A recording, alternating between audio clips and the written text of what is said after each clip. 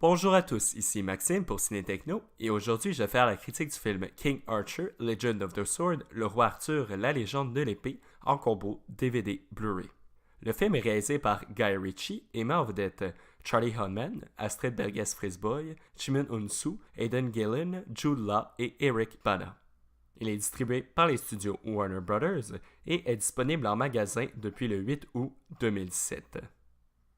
Après avoir gagné la guerre contre le mage Mordred, Vortigern, l'oncle d'Arthur, en profite pour assassiner les parents du jeune enfant et prendre le trône.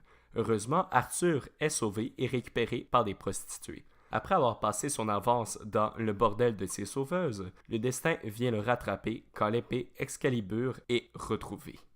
King Arthur, Legend of the Sword présente la légende bien connue de tous, mais revisitée assez différemment. Le résultat final est un film inconstant, vraiment très joli, avec plusieurs bons moments, mais qui est globalement décevant. Quand même un film avec beaucoup de potentiel, mais qui se perd dans tous les effets spéciaux et l'histoire racontée bien trop rapidement. Le film débute avec un combat assez prévisible, mais divertissant. Ensuite, j'ai bien aimé qu'on voit l'enfance du roi Arthur en accéléré avec une bonne trame sonore.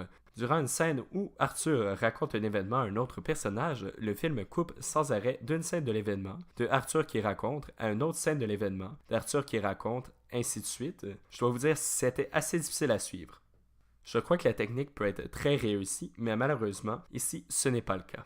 Et effectivement, elle est réutilisée plusieurs fois dans le film.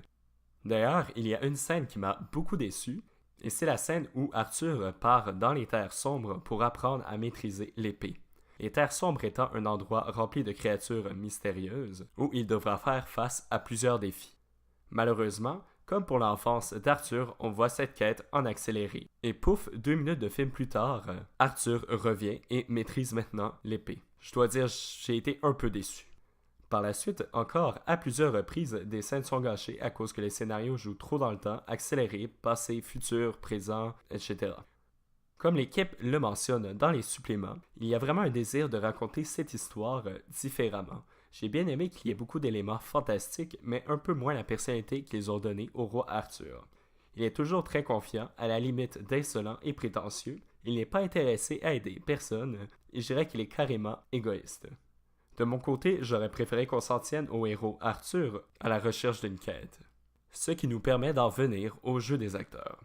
Tellement de choses qui se passent dans le film qu'on ne découvre que peu les personnages. Eric Bana n'est pas très présent, Jude Law joue très bien le roi jaloux, et je dois dire qu'on oublie la personnalité d'Arthur que j'ai moins aimé, car Charlie Hunnam est vraiment parfait. Il est autant capable de bien jouer que de participer à des scènes d'action ou faire des cascades.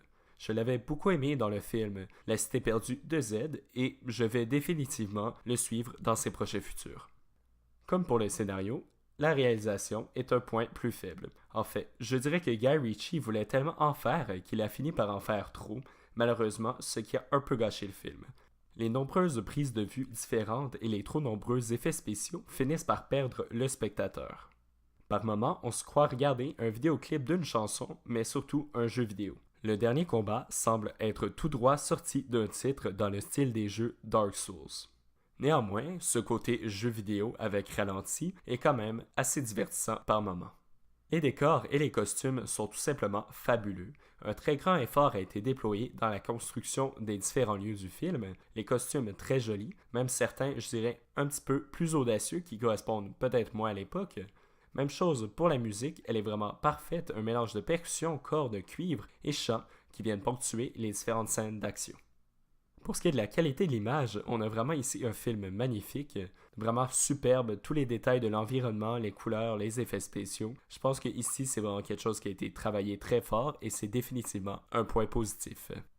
Pour l'audio, il est disponible en anglais Dolby True HD 5.1, en audio description anglaise 5.1, en français doublé au Québec 5.1 et en espagnol 5.1. Les sous-titres sont disponibles en anglais pour sourds et muets, en français et en espagnol. Le format d'image est de 16 par 9 ou 2,4 par 1. Pour les suppléments qui sont en anglais, il y en a vraiment beaucoup et je dois dire que je les ai bien appréciés. Mais je ne dirais pas que c'est nécessaire de tous les voir, les plus intéressants sont ceux qui traitent des cascades, des combats et des décors. Le premier, Arthur with Swagger, dure 10 minutes, est à propos de Charlie Hunnam et son personnage d'Arthur. Le deuxième, Sword from the Stone, dure 18 minutes, est vraiment très complet, aborde un peu de tout, la légende d'Arthur, les changements choisis, les costumes, lieu du tournage et beaucoup d'autres. Ensuite, Parry and Bleed, qui dure 5 minutes, très intéressant, les combats et les chorégraphies. Le suivant, Building the Past, 14 minutes, et la construction des décors, je dois dire, c'est vraiment très impressionnant. Celui-là vaut définitivement le coup d'œil. Ensuite, Inside the Cut, The Action of King Arthur, qui dure 6 minutes, qui est vraiment à propos des cascades et des gros combats, encore une fois très intéressant. Camelot in 93 Days dure 10 minutes et vraiment un survol de tout le tournage du jour 1 au jour 93. The Legend of Excalibur, qui dure 6 minutes, est à propos de la création de l'épée choisie pour le film.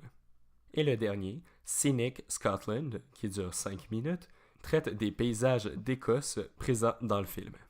Pour conclure cette critique, King Arthur, Legend of the Sword est un bon divertissement avec un bon jeu d'acteurs, un film que je dois dire avec très gros budget. Par contre, il y a de très bons moments, mais aussi plusieurs moins bons. Guy Ritchie a trop voulu en faire et on se retrouve avec une surabondance d'effets spéciaux. À noter qu'il y a une petite apparition d'un joueur de soccer anglais bien connu. Je recommande le film à tous les amateurs de films d'action, fantastiques, les curieux. Je vous dirais que ce n'est pas un film familial par contre, mais qu'il vaut le coup d'œil, les suppléments également. C'était Maxime pour Ciné Techno. Merci beaucoup et surtout, bon visionnement.